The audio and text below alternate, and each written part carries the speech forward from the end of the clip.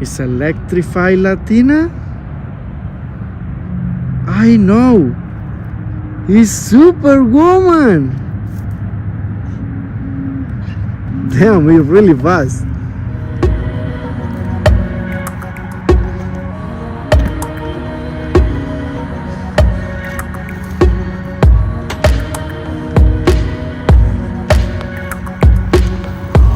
In your super bike?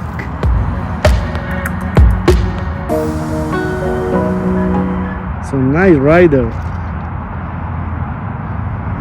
Wow.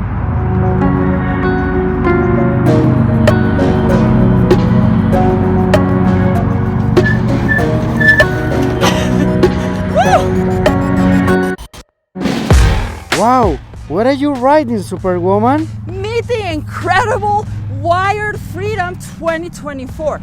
Wired was so kind to send us this e-bike for a review because they believe in what we're doing in this channel.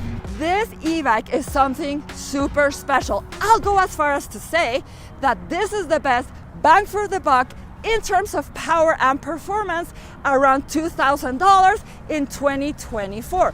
What makes this e-bike so special, let's start with the battery. This is a Samsung 60 volt, 20 ampere hour with a capacity of 1200 watt hours. It's huge.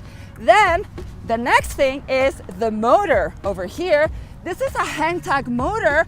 It has 1500 watt nominal motor that peaks at 2400 watts. Now, in my opinion, this motor is even better than Bafang because it's way bigger in diameter, which means enormous heat dissipation and increased torque. Then, the other thing that makes this e-bike so special is the controller right here in this nice waterproof box. The controller is 40 amps. Now, most e-bikes in the market have half of that. I want to know more. I'll tell you and every wonderful people behind that screen everything there is to know about the Wired Freedom 2024. Plus, I'll be putting it through its paces so you know what this e-bike is capable of. But before we dive in, let's roll the intro!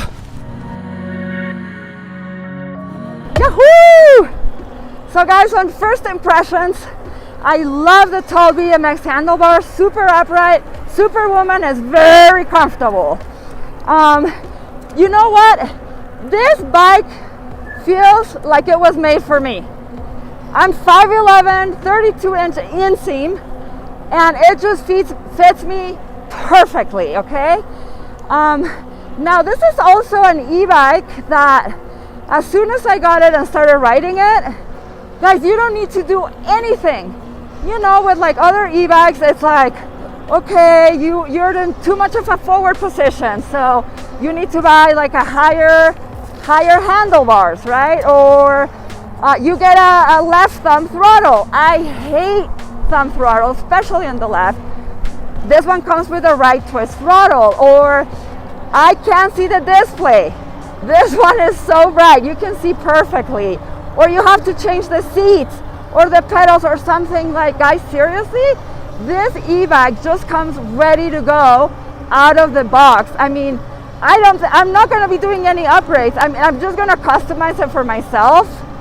Maybe put some little like stickers or something, but that's about it. Now, let me tell you something very special about this motor. It's a hang tag. By hang tag is the same thing. So this is a hybrid of steel and nylon gears. So picture a sandwich where there's a steel plate on top, a steel plate on the bottom, and the nylon is in the middle. So what this means is that the motor is going to be able to withstand a lot of torque and a lot of high temperatures without melting. This motor has a lot of windings, meaning it has a lot of copper wire surrounding the motor. The more copper wire surrounding the motor, the higher the torque and the higher the top speeds. And this is why you get an impressive 138 Newton meters of torque, and top speeds of up to 40 miles an hour. But of course, we're going to be testing this. Woo!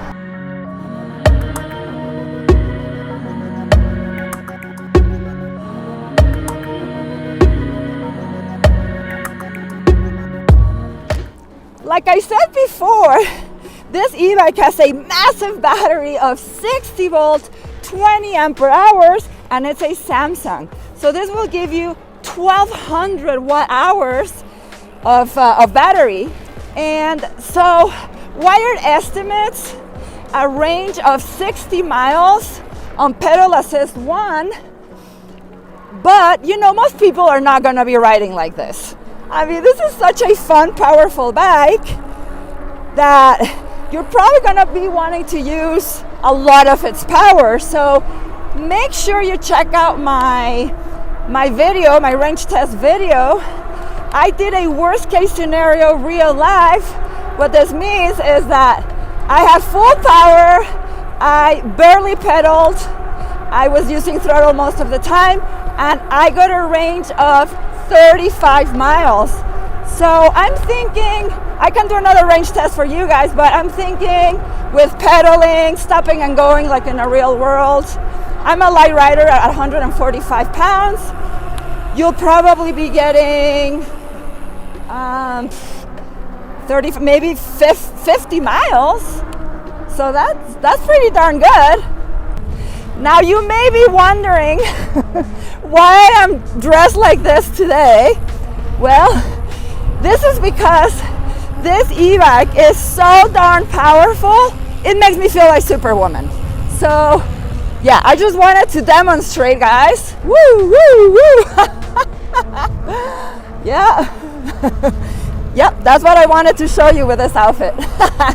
Now, this e-bike is so comfortable between its dual suspensions, the saddle, and the upright BMX handlebars. I feel like I can ride all day long. So thank goodness to the really big battery, there's no range anxiety to be had with this one. Now, adding to the comfort are the Chaoyang knobby tires. Now, the 2024 model is supposed to come with Kenda tires. Again, knobby 26 inch by 4, but Wired says it depends on availability whether you're gonna get the Chaoyang or the Kenda Crusades. But you know, Chaoyang is the sister company of Kenda, so they're both great tires. Handlebars have a good width to them. They're not too narrow or not too wide, but still provide with really good maneuverability. Now, the power of this e-bike, guys, is insane. It's so hard to just cruise at lower speeds, but still very comfortable because this e-bike is not jerky at all, thank goodness. So, to put this super powerful e-bike to the test, we're gonna do our much anticipated top speed run. Yeah! Woo!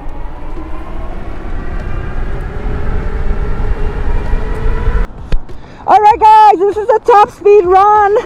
I have done 2 so far, and I got in one 37, and then in the other one I got 38. So we're gonna be using the throttle only. I'm going on a straightaway. It's pretty flat, and the speed limit is 35 mile an hour road, so it's perfect for this. And go! Woo!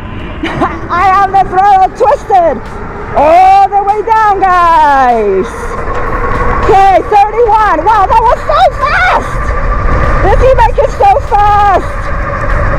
35. Woo! 36. 37 with absolutely no problem. Holding 37. 37.6 to be exact. Holding 37, just went down to, okay, 37. Yep, that's going to be our top speed run. 38, 39. Woo! So, 40, I see. 30 miles an hour, you know, and let's give it one leg for the give and take, 39 miles an hour. That would be on GPS. Woo!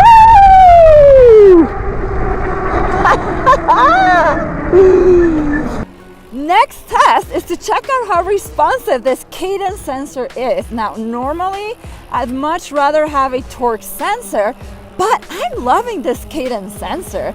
It's like you're getting the best of both worlds. So, you know, cadence sensors, you just have to, let's say you don't feel like exercising, you just have to rotate your pedals, you know, ghost pedal, and the bike just goes.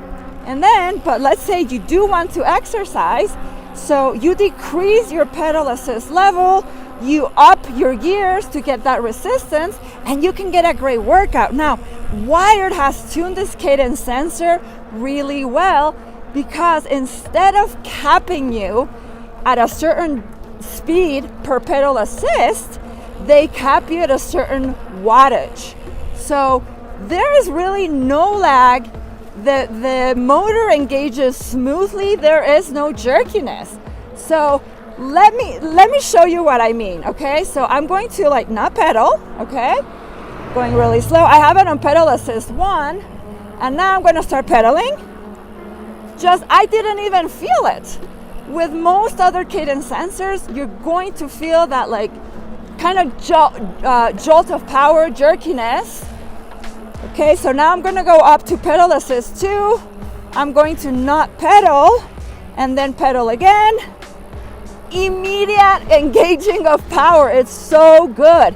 Now let's test the throttle, okay? So I'm going to not pedal, okay, and then throttle. Okay, I did feel a little bit of a lag with the throttle, okay? So not throttling, no power, and throttle. Okay, so there's like a second of 2 of lag with the throttle. Oh, you know why that is, guys? I'm pretty sure because my C5, I have it down to 2. I have it down to 2. So I think that's what it is. But yeah, it's just a lot more smooth, a little bit like slower on that C5. Next test is the off-roading test, but first let me show you how incredible these dual suspensions are, starting with the front. So this RST guide has been upgraded from the 2023 version, and it has 75 millimeters of travel. It's also a more expensive suspension than the last version. And then over here, you have a lever or dial where you can gradually make it like stiffer or make it more plush. The rear suspension is a 4-link with a D&M adjustable air shock, which is awesome. It's so smooth. You have an air valve right over here where you can input or take air out. And then this blue lever here, when it's in the softest position, it's down right here, how you see it, to kind of like to my left. But then if you flip it to the right, so that's more stiff if it's looking down, and then to the right there, it just got even stiffer. So you have 3 levels of adjustability on the shock just by flipping a switch. Now, how cool is that? You don't have to worry about messing with the air in the shock. And then behind the blue switch is this red lever right here. It's a dial. That's your rebound of the spring. So how fast it springs back up. So you can set it to faster or slower. You can adjust this to your liking. I've never seen such great dual suspensions on a $2,000 e-bike. All right, guys, we're gonna do an off-road test. We're starting on, this is a really easy, it's like packed gravel. It's a little wet because it's been snowing a lot, but we're actually headed to a more intense one. So But I just wanted to tell you about my my first impressions of roading. It feels amazing. This bike is so plush. I have never tried a rear suspension like this. It truly is like riding on a cloud. Of course, I'm going to tell you about my impressions once we get to the gnarlier part. Oh, and we're also going to be taking it on sand. That's going to be fun too. There's a little beach here. But as you can see, even Superwoman needs protection. I have elbow pads, knee pads, full face motorcycle helmet.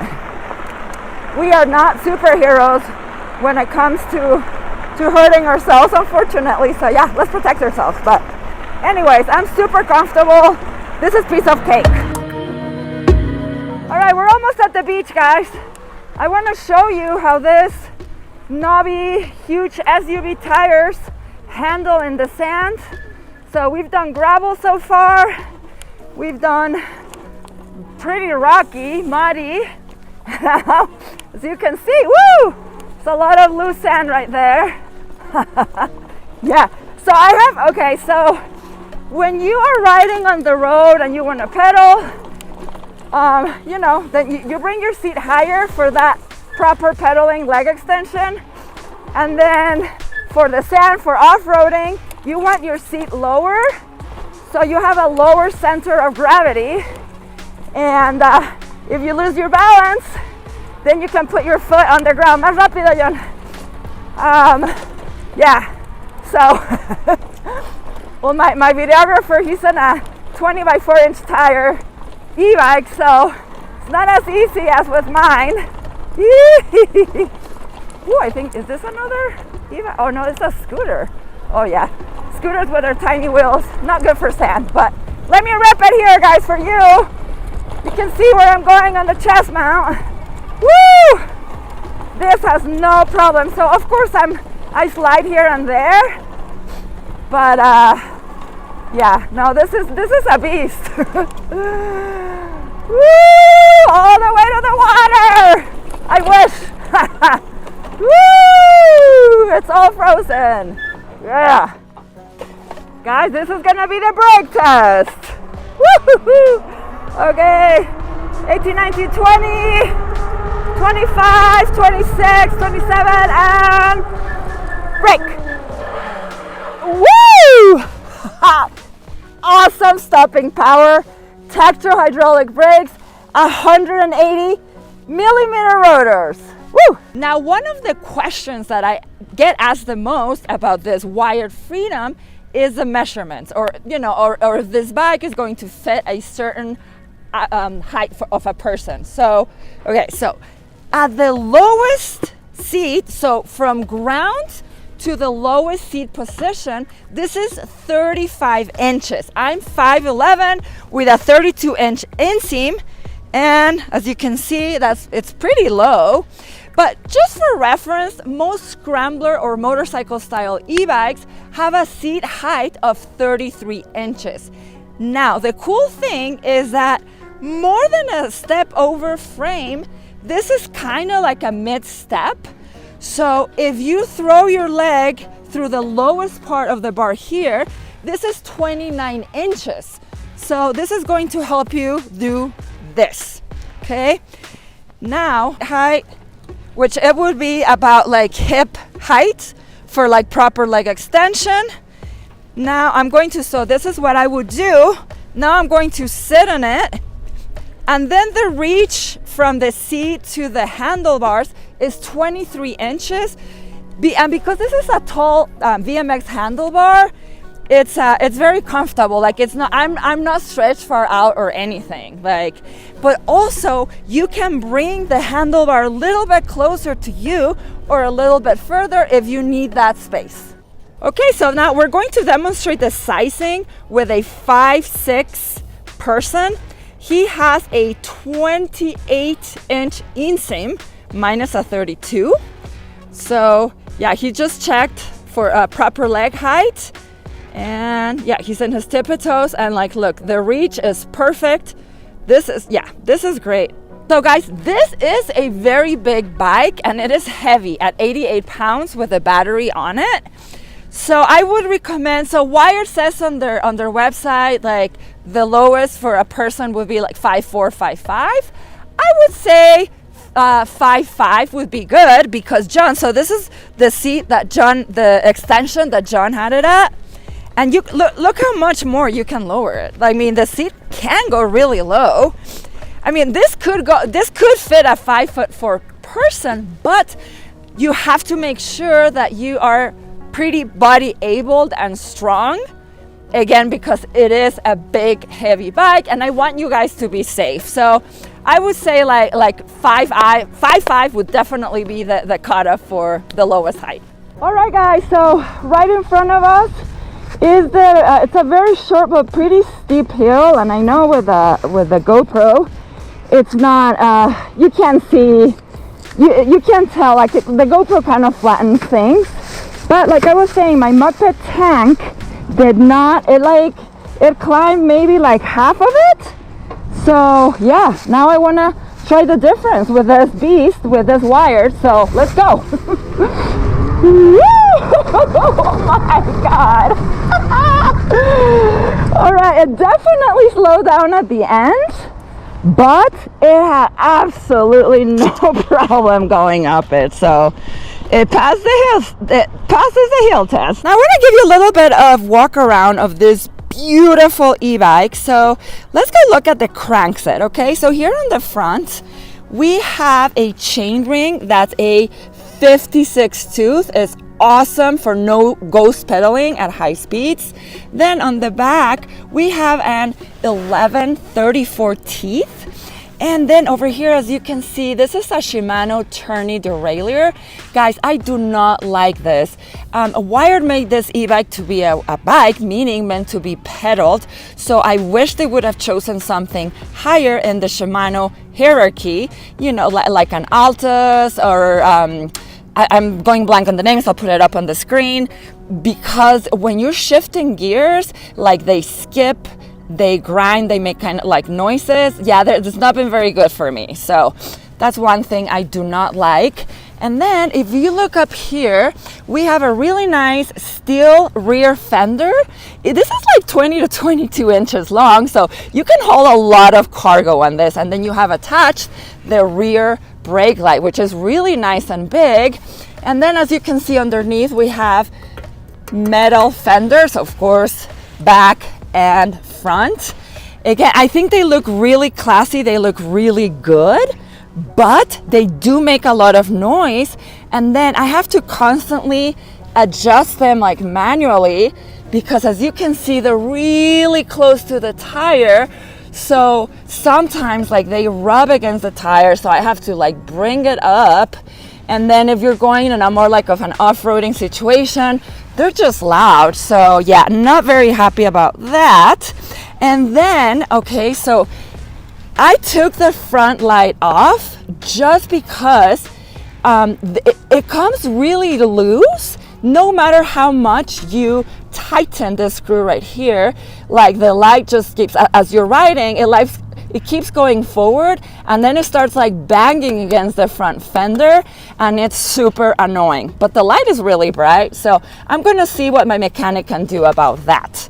Now it's nice and wide. See, like 2 hands can fit there, and it's pretty cush to the touch. This is very personal. I feel like I have to break it in a little bit more, because on longer rides it feels somewhat stiff. But for shorter rides it's really comfortable. So maybe it's just a matter of breaking it in. And then down here we have 180 millimeter rotors. They're textural hydraulic, and they're using high heat ceramic pads. I really like that. Oh, it's a gorgeous blue color. The paint is a little bit shiny in the sun. I love it. This is like automobile level painting, guys. It's really, really nice. Now let me show you the cockpit, okay? So we have really nice leather lock-in grips, so they're not gonna rotate on you while riding. So really good choice right there. A very simple control panel right here. Again, this is really nice, and it feels good to the touch. Then we have your left bell. It's just a cheap bell that like all the e-bikes come with. Was like whatever. Then right here on the right, this is mine, it's a phone man right here. We have your Shimano SIS shifter. It works really, really good. It's super crisp. I do like it a lot. Nice big push buttons, but it's really ugly it's like an eyesore. You know, it kind of doesn't match this beautiful e-bike. And then to the right, we have a very responsive half twist throttle, feels really good. And then of course your Tektro hydraulic brake levers right here. And then in the middle, we have this really nice, huge, I think it's a 4.3 inch display. It's really bright, and we're on direct sunlight right now. It's colored, big numbers, you can see it even if you have polarized glasses, like in all kinds of lighting. And guys, you have a lot of functionality here. So you have a voltmeter up here, and then yes, with your bars, right? And I really like that because the voltmeter is going to be a lot more accurate than your bars. And then you have the motor power. So when you're pedaling, it tells you like how much power how much watts you're generating. And then, you know, you have your time, your distance up here. You can record every ride, your odometer. And then finally up on the right is your temperature, both outside and the motor temperature, which is really, really nice. And then if you go into the settings, there's a bunch of stuff in there. I actually have a video coming up that's going to be explaining you what every setting does and how to unlock it and have it exactly to your liking. But guys, isn't this bike just a beauty? You know what, it's also really clean how the job that Wire did. I love how the cables are all inside this neoprene sleeve, and then they all go like inside the frame. Super clean job. I think it's like much better than the older model. I have ridden this e-bike for almost 100 miles, which gives me a pretty good idea of its negatives and positives. So let me tell you about some of the things that I found that I didn't like. The front fender, like I was saying, the front like bracket keeps loosening up no matter how much you tighten it, and then it keeps banging against the front fender. Sometimes, like I said, the front fender also gets too close to the tire and it rubs, and I have to keep adjusting it manually. I'm going to take it to my mechanic and see if there is something we can do about this. I don't ride at night, so I took the light off. Not having it is not a big issue, but I do want to have it on for when I ride like in the dusk or dawn. Okay, now the size and weight. Guys, this is a really big, heavy e-bike at 88 pounds. So if you live in an apartment, if you have to be carrying it up the stairs, it's going to be very difficult. Like for me, you know, as a girl, I'm pretty strong, but still, I have a really hard time like maneuvering this e-bike in my house, in my small space, trying to like lift it to like hang it in my rack. Or if you have to transport it somewhere, you're gonna have to carry it, either lift it on the bed of a truck or on a bike rack, and that's going to be like really hard. So it's also hard to be getting like on and off. Like I do this for the mid step here, kind of like mid step like that, and then I get on the pedals and onto the saddle. But yeah, getting on and off, it's not super easy, especially for people that are shorter than me. I'm 5'11". So yeah, so you have to be pretty able-bodied in order to like handle this like big frame, big bike. You know, even compared, I have the MUKKPET Suburban, and that's another big bike, 26" by 4. But this one is even bigger. It's just like, it's really long and it's tall too. On the positive side though, I like, okay, so it being like so big, the wheelbase being like long and being heavy, you're going to feel planted and safe on top speeds, on speeds, right? Yeah, it's going to be safer, it's going to be more stable, so that's a good thing.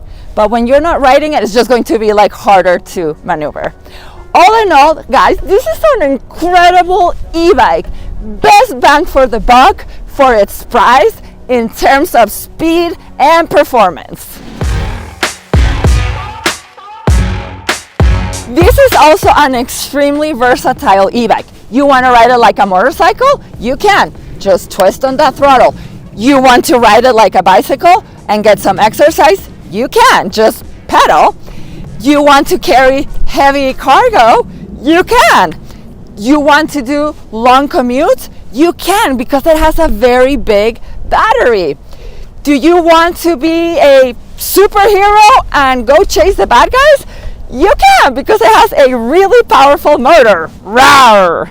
If you want to ride it in all kinds of terrain, you can, and you will be doing so in comfort. Now, Wired is an American-based and well-established company that's been in the market for over 2 years. Now, it came to rock the industry back then with its motor, battery, and controlling going far beyond the competition, and it's still miles ahead, guys.